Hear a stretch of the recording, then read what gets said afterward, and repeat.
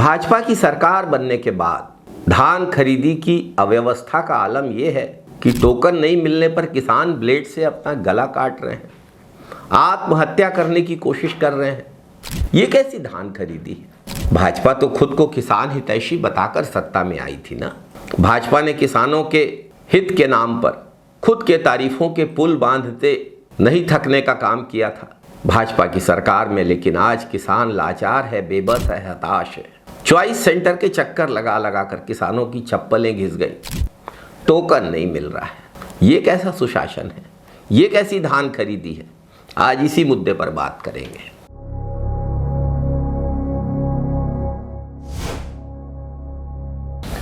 नमस्कार साथियों, महासमुंद जिले के एक 65 वर्षीय गरीब किसान मनबोध ने 6 दिसंबर शनिवार को सुबह टोकन न कटने पर अपना गला काटकर आत्महत्या करने की कोशिश की। गंभीर हालत में उनको इलाज के लिए रायपुर रेफर किया गया। इस दुखद घटना के बारे में जानकर आपका भी दिल दुख से भर जाएगा, आप भी सहम जाएंगे।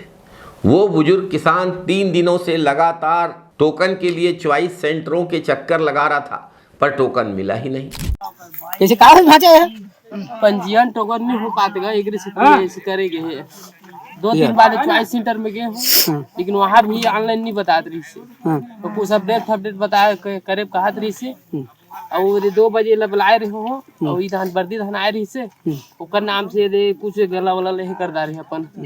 भाजपा सरकार में न्याय की उम्मीद लगातार बुझ रही है। अंततः मानसिक रूप से परेशान और हताश होकर उन्होंने आत्महत्या की कोशिश की। ये खबर आत्मा को अंदर तक झकझोर कर रख देती है।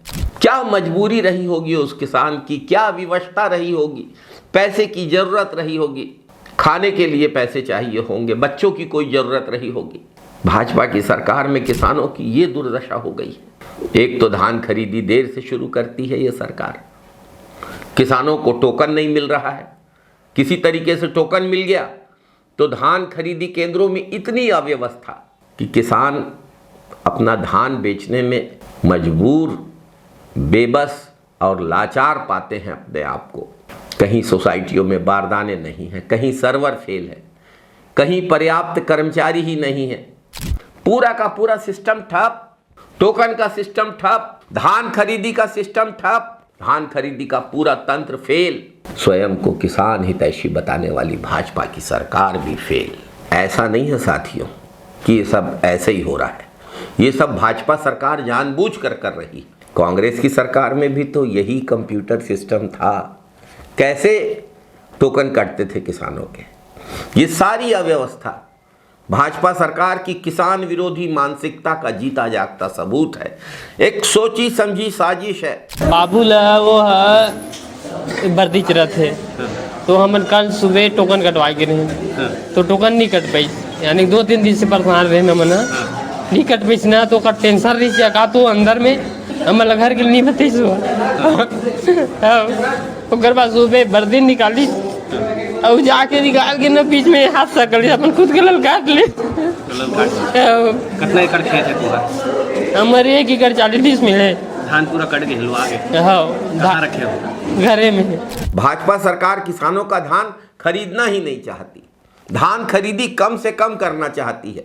किसानों के रास्ते में, धान बेचने के रास्ते में बाधाएं डालने में लगी हुई है। अपना ही चुनावी वादा भाजपा की सरकार पूरा नहीं कर पा रही है। आपको याद होगा साथियों, भाजपा ने विधानसभा चुनाव घोषणा पत्र में किसानों से वादा किया था कि वो 3100 रुपए के रेट में 21 क्विंटल धान खरीदेगी। भाजपा ने वादा तो किया, चुनाव भी जीत गए, सरकार बन गई, लेकिन अब वादा पूरा करने में सरकार की सांसें फूलने लगी हैं। प्रदेश के किसानों के साथ इस धोखे के खिलाफ कांग्रेस किसानों के साथ खड़ी है। भाजपा की किसान विरोधी सरकार के खिलाफ डट कर हम मुकाबला करेंगे। जरूरत हुई तो किसानों के साथ सड़क पर उतरेंगे, भाजपा सरकार को वादा निभाने को मजबूर कर देंगे। कांग्रेस प्रदेश के किसानों के साथ खड़ी है। जय जवान, जय किसान, जय छत्तीसगढ़, जय जय छत्तीसगढ़। जय हिंद साथियों, वंदे मातरम साथियों।